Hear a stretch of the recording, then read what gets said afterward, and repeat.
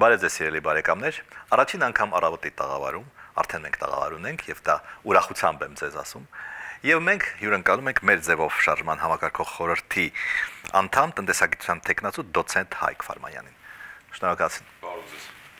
Որքան ես կարող եմ դատել ձեր շարժման անդամների հարցազրույցներից, հրապարակումներից, Հայաստանի բազմաթիվ խնդիրներից դուք այնուամենայնիվ առանձնացնում եք տնտեսականը։ Եթե այդպես է, ապա ինչու։ Նախ ասեմ, որ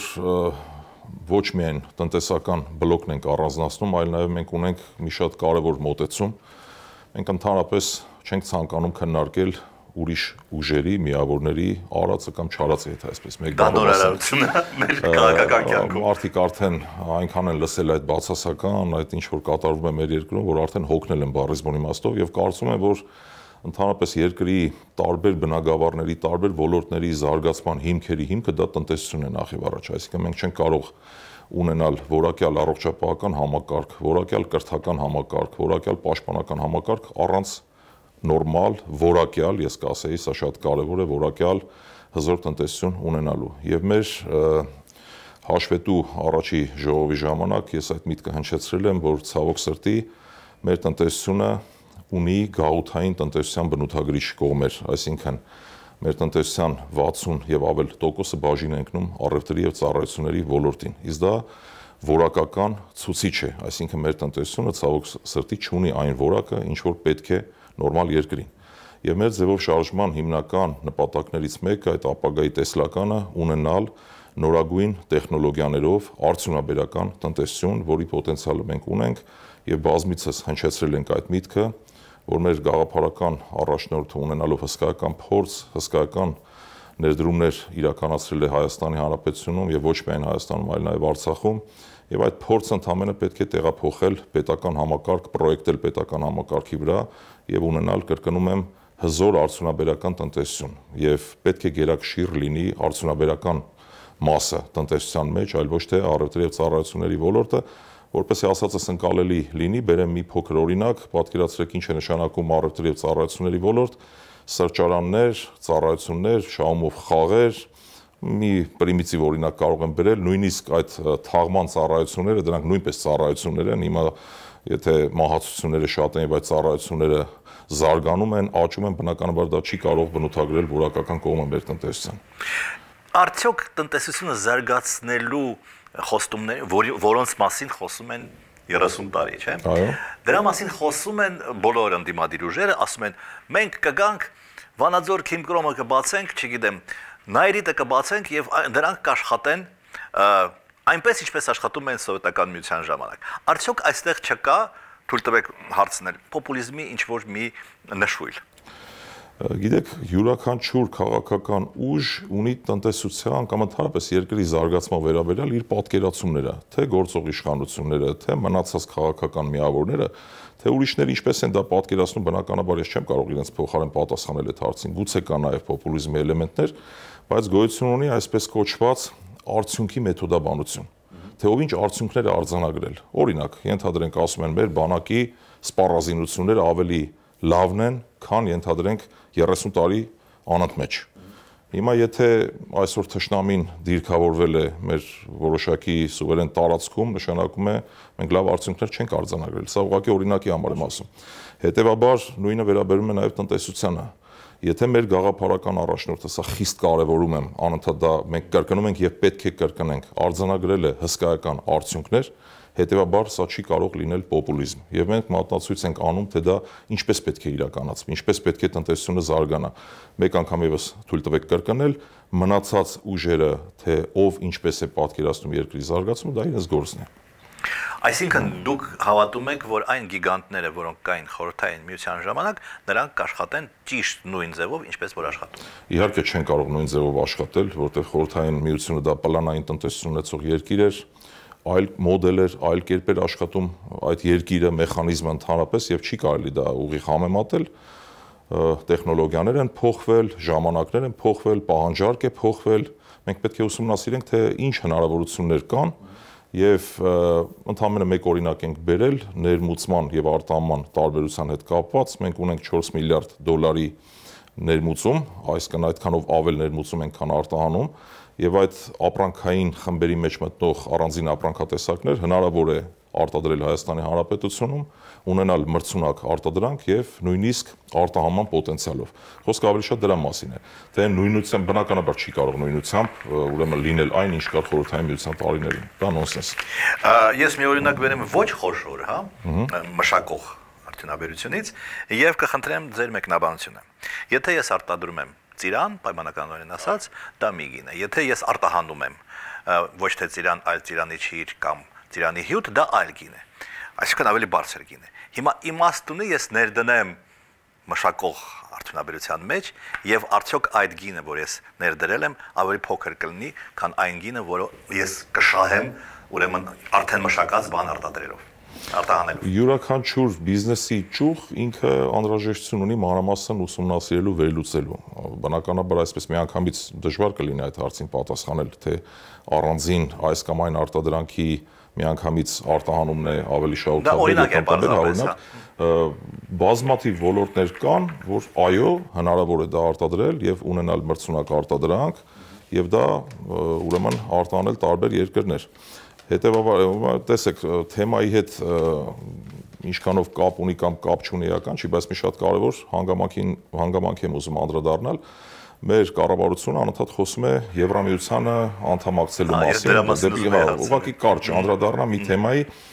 կա կառավարության որոշում, որով գումար է վճարվում, տրանսպորտային ծախսերն են հատուցվում, այդ թվում նաև արտահանման երկրի մաքսատուրքերի հատուցման մասին է խոսվում,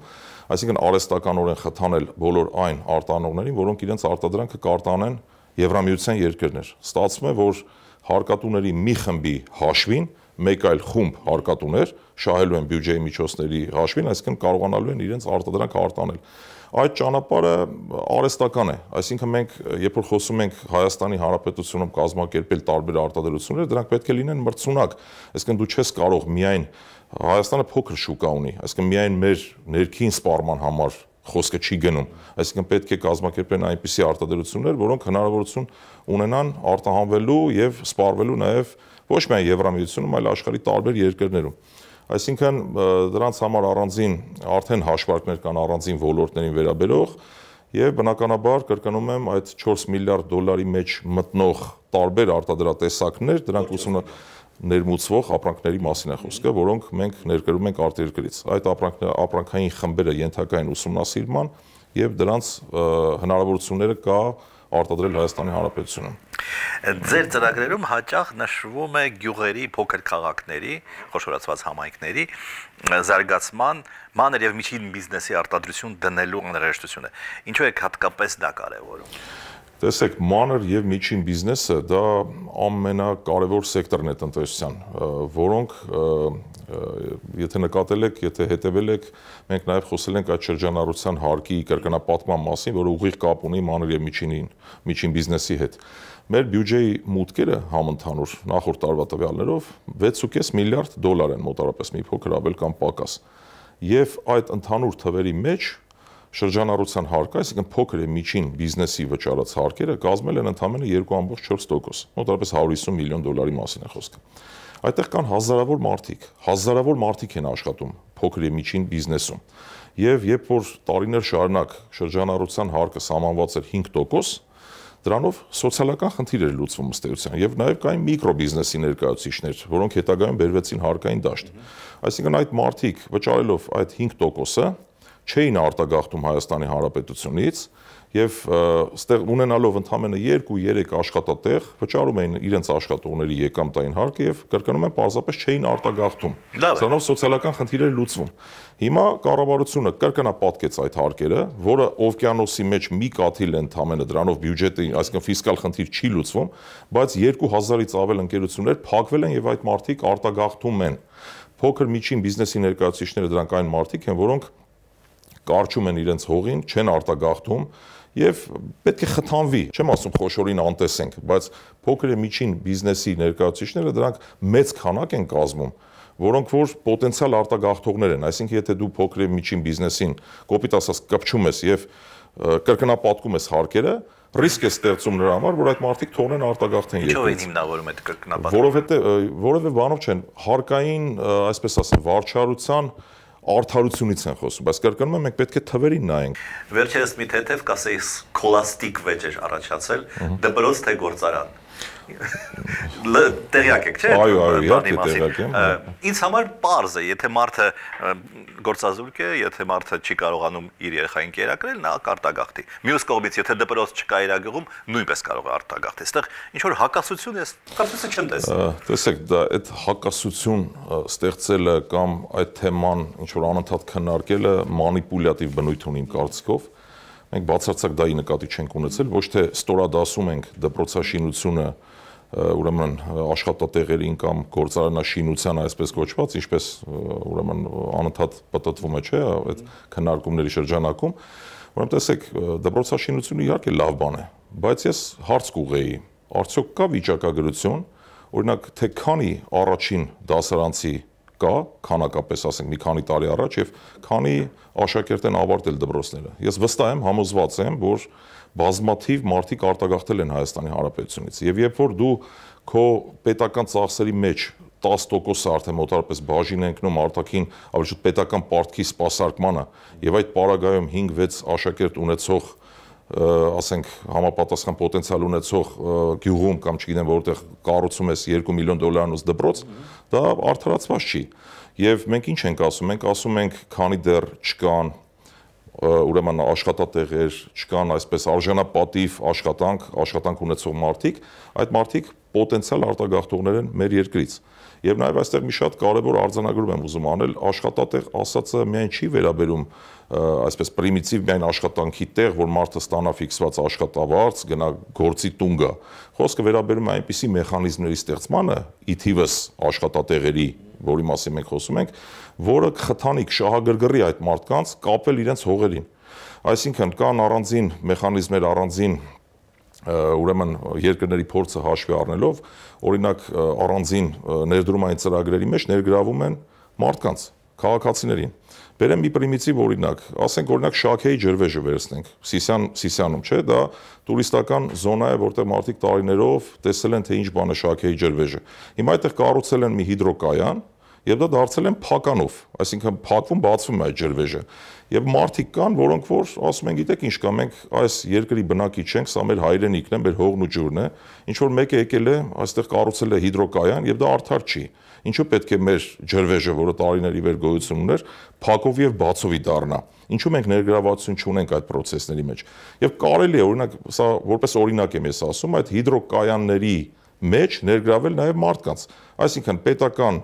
ուրեմն համապատասխան օրենքների ընդունման արդյունքում կարելի է այդ մարդկանց ներգրավվածությունը ապահովել, տալ բաժնեմաս եւ պայմանով, որ այդ մարդիկ չպետք է արտագաղթեն։ Այսինքն, եթե արտագաղթեն, կզրկվեն իրենց բաժնեմասից, եթե չեն արտագաղթում, իրենք ունենում են այդ process-ների կառավարման իրավունք։ Սա որպես մի օրինակ է, կամ ասենք ենթակառուցվածքային ծրագրերի մեջ մարդիկ իրենց փոքր գումարները կարող են ներդնել, պետությունը երաշխավորի, որ այդ ներդրումները չեն կորի երբևէ, ասենք այնպես ինչպես օրինակ բանկային ավանդը։ Տարիներ առաջ ավանդ ներդնելը բանկերում ավելի ռիսկային էր, բայց երբ պետությունը երաշխավորեց մինչև 5 միլիոն դրամ ավանդների հետ վերադարձը, ավելի շատ թափով մարդիկ սկսեցին ավանդները վստահել առևտրային բանկերին։ Այն նմանատիպ մեխանիզմներով պետք է մարդկանց ներգրավել տարբեր ենթակառուցվածքային ծրագրերի մեջ, տարբեր ներդրումային ծրագրերի մեջ, որպեսզի մարդիկ կապվեն իրենց հողին։ Այսինքն դա էլ աշխատատեղին այլընտրանք հանդիսացող ինչ-որ մի մոդել է, որը կարելի է կիրառել մեր երկրում, եւ երբ որ մենք խոսում ենք աշխատատեղերի մասին, ոչ միայն ունենալ այս կամ այն ընկերությունը, ձեռնարկությունը եւ մեխանիկորեն նախ այդքան ռեսուրս չկա, որ այդքան մասնագետներ դու չես կարող հավաքագրել, որ ապահովես աշխատանքով, այլ դրան զուգահեռ նաև նմանատիպ մեխանիզմներով պետք է մարդկանց ներգրավվածությունը ապահովել տարբեր ներդրումային ծրագրերի մեջ։ Տնտեսությունը զարգացնելու համար դա ակնհայտ է, հա, որ պետք է ապաշրջափակում եւ պետք է ունենանք շուկաներ։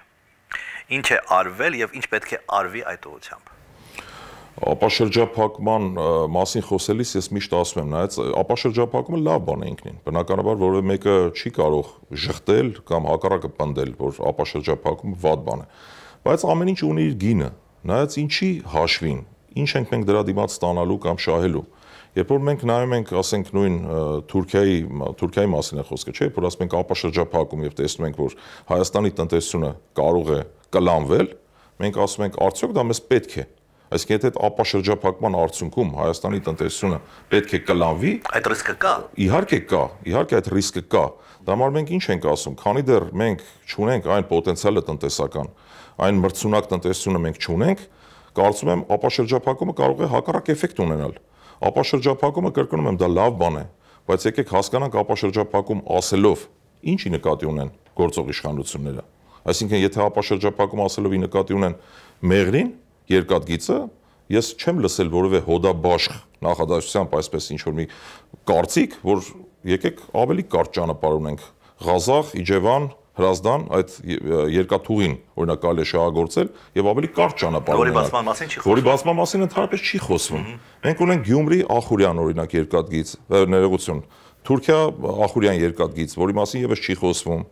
Թուրքիան ունի ճանապարհ դեպի Ադրբեջան, Վրաստանի տարածքով։ Այսինքն,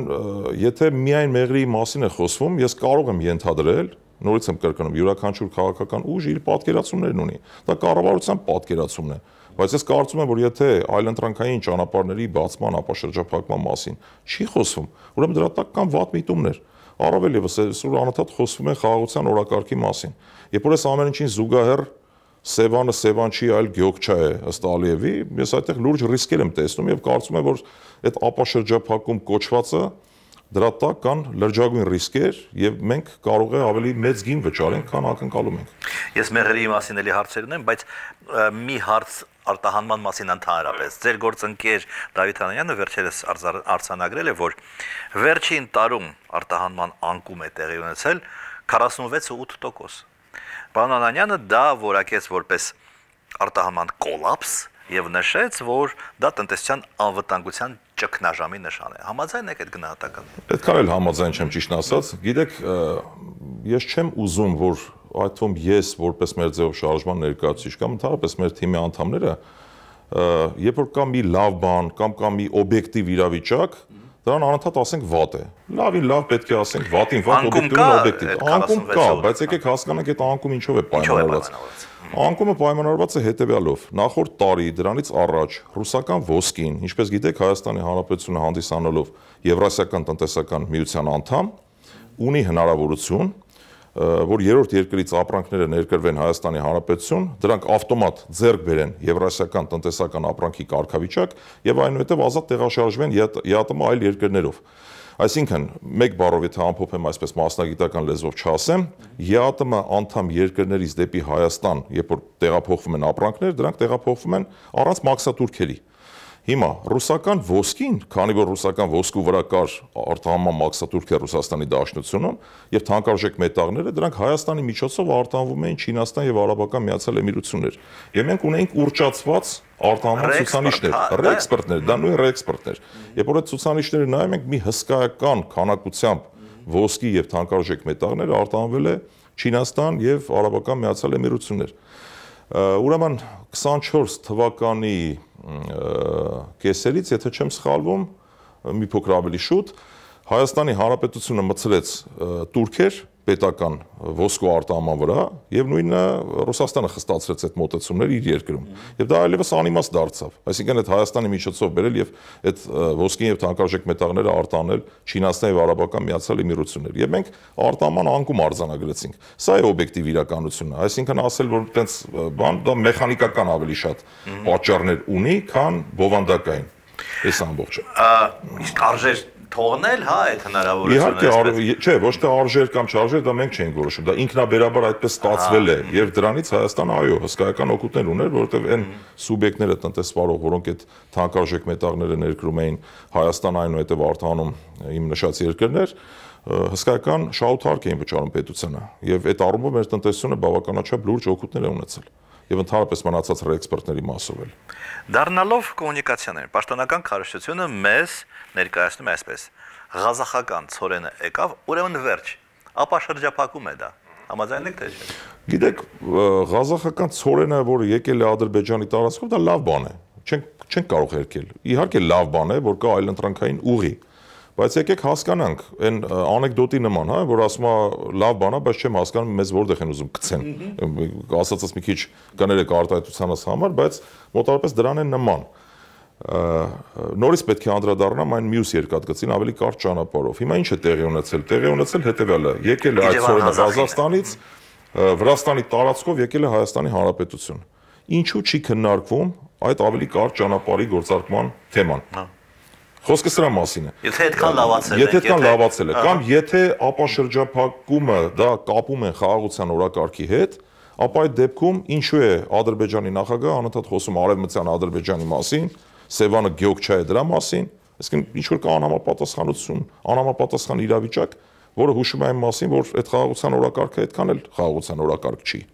Բայց ինչ վերաբերում է զուտ ցորենին կամ ցորենի տեսակին, ես այդ օրակարգի մեջ մտնել անիմաստ եմ համարում, որովհետև որևէ նշանակություն չունի 4-րդ կարգի ցորեն կգա թե առաջի կարգի վերջին օրերի այդ քննարկումների հետ համաձայն չեմ, անկեղծ ասած դա որևէ նշանակություն չունի, թող գա 4-րդ կարգի ցորեն, եւ այո, ապաշրջափակումը լավ բան է, բայց նայած թե դրա դիմաց մենք ինչ գին ենք վճարելու, ամեն ինչ ունի իր գինը, դա նույն բանն է, եթե կոպիտ համեմատություն անեն, որ մենք առնենք, ենթադրենք $10,000-անոց ավտոմեքենան $100,000-ով, կամ ենթադրենք մեր գույքը $1 միլիոն վաճառենք $100,000-ով։ Հիմա մենք ո՞րն է դրա օգուտը։ Հիմա եթե Սևանը Գյոկչա է ըստ Ալիևի, կամ ենթադրենք այդ մյուս կարճ ճանապարհը չի քննարկվում, ես կարող եմ ենթադրել, որ քայլը արվում է, որպեսզի սիրաշահեն կոպիտ ասած Հայաստանի Հանրապետությանը հետագայում ավելի իրենց մեծ ծրագրեր իրագործելու նպատակով։ Սա որպես մասնավոր կարծիք ընդունեք։ Այն տնտեսական միությունը, որտեղ մենք գտնվում ենք, ԵԱՏՄ է կոչվում եւ հիշում եք սկզբից կոչվում էր մաքսային միություն, չէ՞։ Եվ դա, որքան հասկանում եմ, հիմքն է, մաքսային ուրեմն կարգավորումները հիմքն են։ Այդպիսի միություններ կան աշխարհի տարբեր երկրներում, տարբեր մասերում, չգիտեմ, Հարավային Աֆրիկայի կամ Լատինական Ամերիկայի, կան անդերի, ասենք, մաքսային միություն, չէ՞։ Հիմա հիմքը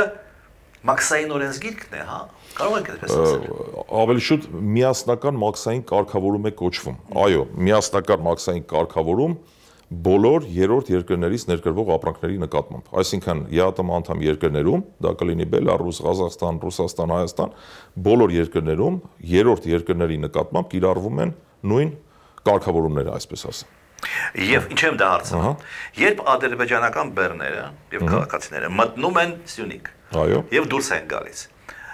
դրանք առաջնորդվում են ԵԱՏՄ մաքսային կարգավորումներով, թե չեն առաջնորդվում։ Պետք է առաջնորդվեն ԵԱՏՄ միասնական կարգավորումներով, որտեղ եւս կան լրջագույն հակասություններ։ Եվ այդ հակասությունները մանրամասն, որքանով ես հետևում եմ, տեղյակ եմ, չեն քննարկվել։ Այսինքն, եթե կա միասնական կարգավորում, դա նշանակում է, որ Հայաստանի Հանրապետության սուվերեն տարածքը, դա ոչ միայն Հայաստանի Հանրապետության սուվերեն տարածք է, այլ նաեւ Եվրասիական տնտեսական միության մաքսային տարածքի մաս է կազմում եւ հետեւաբար ձեր նշած ցանկացած երրորդ երկրի դա կլինի թուրքական ապրանք, թե կլինի ադրբեջանական ապրանք, եթե իշխանությունների նշած այս սուվերենությունը մենք պահպանում ենք եւ այդ միասնական կանոնները գործելու են, հետեւաբար պետք է գործեն այդ ԵԱՏՄ միասնական մաքսային կանոնները մեր երկրի տարածքում։ Որքան գիտեմ, Զանգեզուրի այսպես կոչված Բիչանսկի հարցում այդ խնդիրները բացարձակապես չեն քննարկվել։ Այո, չեն քննարկվել եւ ես այդ մասին առիթ ունեցել եմ բազմիցս բարձրաձայնելու։ Ես որպես մասնագետ այդտեղ տեսնում եմ լրջագույն ռիսկեր եւ կարծիք եմ հայտնել առայն, որ այդտեղ ցավոք սրտի երբ որ Ալիևան ընդհանուր ասում է Միջանցք անխոչնդոտ երթուղի, դա նշանակում է, որ մաքսային հսկողություն չի լինելու մեր կողմից։ Եվ երբ որ ասում են լինելու է մաքսային հսկողություն, ես ենթադրում եմ, որ ուղղակի վիզուալ ինչ որ լինելու է մի բան, այնպես ինչպես օրինակ երբ որ մենք գնում էինք Արցախ, ճանապարհին կանգնած էին հսկիչներ, որոնք ընդհանրապես մատյանի մեջ լրացնում էին մեր ավտոմեքենայի պետհամարանիշ եւ անձնագրային տվյալները, իրական հսկողություն չկար։ Այն նման ռիսկ ես տեսնում եմ, որ գուցե այսպես աչքի թոս փչելու համար ասեմ, որ կա մաքսային հսկողություն, բայց իրականում չլինի, դա լինի Միջանցք։ Հիմա երբ որ պնդում են, որ դա Միջանցք չի լինելու, դա լինելու է սովորական տրանզիտ ճանապարհ, ես ընդհանրապես ուրախ կլինեմ դրա համար, թող լինի տրանզիտ ճանապարհ։ Մանրամասն բացատրվի, բացահայտվի թե ինչ է լինելու։ Տեսեք, երբ որ ասում եք չի քննարկվել, նորից եմ կրկնում, երբ որ այդ ճանապարհով անցնում են բեռներ, նշանակում է այն օրենսդրական կարգավորումները, որոնք գործում են ԵԱՏՄ մյուս երկրներում, ամբողջությամբ 100%-ով պետք է կիրառելի լինեն նաև Հայաստանի Հանրապետությունում։ Հակասությունը հետևյալի մեջ է, երբ որ անընդհատ խոսում են Միջանցկի եւ անխոչնդոտ ճանապարհի մասին, դրա տակ կա ենթատեքստ։ Այսինքն կարելի է ենթադրել, որ մաքսային հսկողություն չի լինելու։ Իսկ եթե չի լինելու, ապա մենք ինչպես ենք մեր հարաբերությունները կառուցելու կամ շարունակելու մեր ԵԱՏՄ անդամ գործընկերների հետ։ Ինչ-որ սարքեր, ինչ-որ բան են ասել։ Տեխնիկական կողմը թողնենք, սարք կլինի թե մարդ կլինի, դրանից հարցի բովանդակությունը չի փոխվում։ Այսինքն, եթե կան ապրանքներ, որոնք ներկրվելու են եւ միջանցքային տրամաբանությամբ դրանք անցնեն մեկ այլ երկիր, այդտեղ կա մաքսատուրքերի կորելու ռիսկ։ Ինչպես, ասեմ, երբ որ Թուրքիայից օրինակ ներկրվում է X ապրանքատեսակ եւ հսկողության չի ենթարկվում, այսինքն իրական հսկողություն չկա այդ ապրանքների, այսինքն չի լրացվում տարանցման փաստաթուղթ ապրանքի վերաբերյալ, այլ ընդհանրապես վիզուալ ինչ որ մարդիկ են նստած եւ ձեր նշած այդ սարքերով հսկողություն են իրականացնում, կա ռիսկ, որ այդ ապրանքը կմնա Հայաստանի Հանրապետության տարածքում եւ ինչպես ես արդեն սկզբում նշեցի, Հայաստանից արտահանվող ԵԱՏՄ այլ երկրների ապրանքները ունեն ԵԱՏՄ ապրանքի կարգավիճակ, այսինքն կրկնակի հսկողության չեն ենթարկվում եւ կարող են դրանք ներթափանցել մեր գործընկեր երկրներ եւ այդտեղ մաքսատուրքի կորուստ լինի, իսկ մաքսատուրքերը դրանք ընդհանուր բյուջե են գանձվում ԵԱՏՄ շրջանակներում եւ բնականաբար դա չի բխելու մեր գործընկեր երկրների շահերից եւ վտանգ կա, որ Հայաստանի ԵԱՏՄ-ից դուրս հանելու ռիսկի առաջ մենք կարող ենք կանգնել։ Սա է խնդիրը եւ սա մանրամասն այո չի քննարկվել եւ ես չեմ պատկերացնում, թե այդ միասնական կարգավորումը ԵԱՏՄ ինչպես պետք է կիրառվի այդ թրիփի նկատմամբ, այսպես ասեմ։ Մենք ընդհանրապես ԵԱՏՄ-ի մասին մենք կարող ենք ասել, որ 10 տարվա ընթացքում մենք շատ լավ ամբողջությամբ օգտագործեցինք այդ միության հնարավորությունները տնտեսական առումով։ Տեսեք, վերջին այս 3-4 տարիների ընթացքում 22 թվականից սկսած, երբ որ ռուս-ուկրաինական պատերազմը սկսվեց, մենք բավականաչափ լուրջ օգուտներ ունենք, այո, եւ մեր տնտեսական հաջողությունները, մեր տնտեսական ակտիվության ցուցանիշի աճը գերազանցապես պայմանավորված է Հայաստանի Հանրապետության ԵԱՏՄ-ին անդամակցությամբ, որտեղ մենք ունեցանք հնարավորություն որպես այսպես կամուրջ Հայաստանի Հանրապետությունը օգտագործել երրորդ երկրների ապրանքները ներկրել Հայաստան, այնուհետև արտանել ԵԱՏՄ անդամ երկրներ եւ պատական չէ, որ մեր թիվ 1 հարկատուն հենց այդ վերարտանող ընկերություններից մեկն է Mobile Center ընկերությունը, որը հեռախոսների ներմուծմամբ եւ արտահանմամբ է զբաղվում։ Այսինքն դա վկայում է այն մասին, որ դա բացարձակ օգուտ է մեզ բերել, բայց իհարկե ձեր նշած այդ 100%-անոց կամ մաքսիմալ օգուտները մենք չենք քաղել շատ պարզ պատճառով։ Հայաստանի կառավարությունը ընդունել է մի շարք որոշումներ, որոնցով բառից բուն իմաստով ուղղակի թե անուղղակի խոչընդոտվում է առանձին ապրանքատեսակների արտահանումը։ Օրինակ ապրանքների ցանկ, որը դիտարկվում է որպես այսպես կոչված զգայուն, չգիտեմ, տեխնիկական բնույթի ապրանքատեսակներ են, դրանք հիմնականում իբրև թե պետք է լինի համապատասխան արտահանման թույլտվություն էկոնոմիկայի նախարարության կողմից, բայց էկոնոմիկայի նախարարությունը չի տրամադրում այդ թույլտվությունը եւ անուղղակի խոչընդոտ է ստեղծում այդ ապրանքների արտահանման հետ կապված։ Վերցնենք բանկային համակարգը։ Բանկային համակարգը իր գործառույթների մեջ չմտնող այնպիսի պահանջներ է ներկայացնում տնտեսվարող սուբյեկտներին, որը անուղղակի խոչընդոտում է այդ ապրանքների արտահանումը։ Օրինակ, եթե որևէ մեկը ցանկանա երրորդ երկրի ցակման, եվրոպական ցակման ապրանք արտահանել, ասենք Ռուսաստանի Դաշնություն, չի կարող արտահանել։ Այսինքն բանկային փոխանցում, եթե ուզենա ստանա Ռուսաստանի Դաշնությունից, կարող է խոչընդոտ ունենալ, կամ ենթադրենք դու ապրանք ես ներկրում, քեզանից պահանջում են այնպիսի փաստաթղթեր, այնպիսի հիմնավորումներ, որը տեխնիկապես կարող է անհնար լինի ներկայացնել, եւ այդ հիմնավորումը մի բանի համար է արվում, որ այդ ապրանքը հետագայում չվերարտանվի Ռուսաստանի Դաշնություն։ Դա կապելով այսպես կոչված այդ սանկցիոն ապրանքների հետ։ Այսինքն եւ բանկային համակարգի կողմից ենք ունեցել այդ խոչընդոտները, եւ նաեւ կառավարությունն ընդունել է այդ նշած որոշումը, այդ իրավական ակտի շրջանակներում առանձին ապրանքատեսակներ հնարավոր չի եղել արտանել, որը վկայում է մի բանի մասին, որ փոխանակ մենք օգտվեինք ավելի շատ օգուտ ունենայինք ԵԱՏՄ-ի շրջանակներում մեր անդամակցությունով պայմանավորված, դեռ մի բան էլ, ուրեմն այս արևմտյան հոսանքների տակ ընկնելով մենք խոչընդոտել ենք առանձին արտանողների գործունեությունը։ Արևմտյան հոսանքների մասին ենթադրենք մեր կառավարությունը ծայրահեղ արկածախնդրություն է դրսևորում, ինչ է նրանց հեռու չի, իմ կարծիքով, հա, եւ դուրս է գալիս ԵԱՏՄ-ից, որպեսզի մտնի Եվրամիություն։ Այլ ձևով չի լինի մտնել Եվրամիություն, չէ՞, նույնիսկ հայտ չեն ընդունի։ Եթե թողնենք բոլոր քաղաքական խնդիրները եւ սուտ տնտեսական նայենք, մեր տնտեսությունը պատրաստ է Եվրամիության համար նույնիսկ հայտ ներկայացնելու։ Իհարկե ոչ։ Ուրեմն տեսեք, գոյություն ունի օրինակ ասենք բժշկության մեջ գոյություն են միջազգային պրոտոկոլներ, չէ՞, բժիշկները առաջնորդվում են այդ պրոտոկոլներով կամ մեկ այլ մասնագիտության մեջ, գիտեմ, ավտոմեխանիկը ունի իր ինչ-որ ուղեցույցները եւ այլն։ Այն նույն ձև տնտեսության մեջ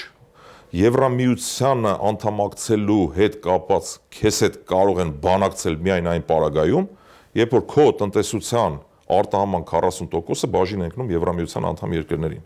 Մեր տնտեսության մեջ Եվրամիության անդամ երկրներին արտահանման տոկոսային մասով 4-7% է կազմում։ Այսինքն 10 անգամ քիչ։ Իսկ ընդհանուր առևտրաշրջանառությունը Եվրամիության անդամ երկրների հետ 7.5% ընդամենը։ Հետևաբար Հայաստանի Հանրապետության հետ նույնիսկ չեն էլ քննարկի Եվրամիության անդամակցության հարցը, այսինքն մենք նույնիսկ այդ քննարկմանը պատրաստ չենք։ Սա արհեստական քաղաքական օրակարգ է, երբ որ խոսում են Եվրամիության անդամակցելու անհրաժեշտության մասին, եւ չի կարելի մեկ միությանը անդամակցելու նպատակով հարաբերությունները փչացնել, խզել մեկ այլ միության հետ։ Եվ ես բազմիցս առիթ ունեցել եմ այս մասին արտահայտվելու, եթե մենք դուրս գանք ԵԱՏՄ-ից, մեր տնտեսությունը նույնիսկ փլուզման եզրին կհայտնվի, այսինքն կոլապսի առաջ կհայտնվենք։ Լրջագույն ռիսկերի կենթարկվենք, այսպես ասեմ։ Մենք գերազանցապես կախված ենք այսօր ԵԱՏՄ անդամ երկրներից, դա լավ է թե վատ, թողնենք մի կողմ, դա փաստ է։ Մեր արտահանման հսկայական բաժինը 60%-ը բաժին ընկնում Ռուսաստանի Դաշնությանը, ԵԱՏՄ անդամ երկրներին եւ սպառողները դրանք մեր հայրենակիցներն են հիմնականում, որոնք սովորույթի ուժով, տրադիցիաներով, տարիներով, խորհրդային միության տարիներից սկսած սովոր են սպառել այն արտադրանքը, որը արտահանվում է Հայաստանի Հանրապետությունից։ Իսկ այնպես չի, որ այլ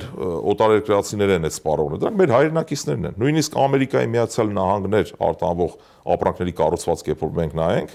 նույնիսկ Ամերիկայի Միացյալ Նահանգներում նույնպես մեր հայրենակիցներն են դրանք սպառում։ Այսինքն մենք չունենք այն մրցունակ արտադրանքը, որը Եվրոպայում այսօր պահանջարկ ունի։ Այսինքն ինչ պետք է անի կառավարությունը։ Կառավարությունը նախ եւ առաջ այդ միջազգային ստանդարտների համապատասխանության խնդիրը պետք է լուծի։ Որակյալ արտադրանքին միտված քաղաքականություն պետք է վարի։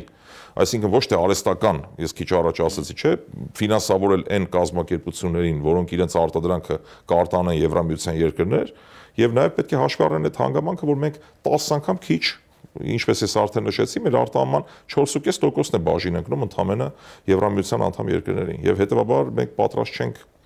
նույնիսկ այդ հարցը քննարկել, այսպես ասեմ։ Բայց պետք է ձգտենք, հա, այսինքն մի էլի պարզագույն օրինակ բերենք, վարդակները, երբ որ մենք գնում ենք Եվրամիության որևէ երկիր, մենք պետք է վերցնենք այդ 3 հատանոց, 2 հատանոց այդ պիրիխադնիկը վերցնենք, որպեսզի այնտեղ, ասենք, որևէ հեռախոս լիցքավորենք։ Այսինքն վարդակները փոխելը ամբողջ երկրի Եվրամիությանը համապատասխանելու դա շատ երկար process է, եւ այդպիսի process, այսինքն արժե տարիներ եւ միջոցներ ծախսել այդ ստանդարտներին համապատասխանելու համար։ Գիտեք, ընդհանրապես արտահանման դիվերսիֆիկացումը ինքը վատ բան չի, պետք է ձգտել դրան, բայց դա պետք է լինի ոչ թե արհեստական խթանմամբ, այլ պետք է լինի բնական։ Այսինքն հատուկ դրա համար կարիք չկա կառավարությունից ֆինանսավորել այն արտանողներին, որոնք իրենց արտադրանքը կարտանեն Եվրամիություն։ Իսկ ինչու ոչ, ասենք, Հարավային Կորեա, Հնդկաստան, կամ ասենք մեկ Վիետնամ, չգիտեմ, ինչու հենց Եվրամիություն։ Սա է խնդիրը, այսինքն ակնհայտ է, որ սրա տակ կա ոչ թե ինչ-որ տնտեսական հաջողության հասնելու բովանդակություն, այլ կա քաղաքական բովանդակություն ընդամենը, որը այսպես ասած, ինչպես ես նշեցի սկզբում, որևէ մեկը դեռ պատրաստ չի քննարկման նույնիսկ, որ դու դառնաս Եվրամիության անդամ երկիր։ Շնորհակալություն հետաքրքիր զրույցի համար։ Խնդրեմ, ես նույնպես շնորհակալ եմ։ Սիրելի բարեկամներ, ես հիշեցնեմ, որ առավոտի տաղավարում էր մեր ձևով շարժման համակարգող խորհրդի անդամ, տնտեսագիտության թեկնածու դոցենտ Հայկ Ֆարմանյանը։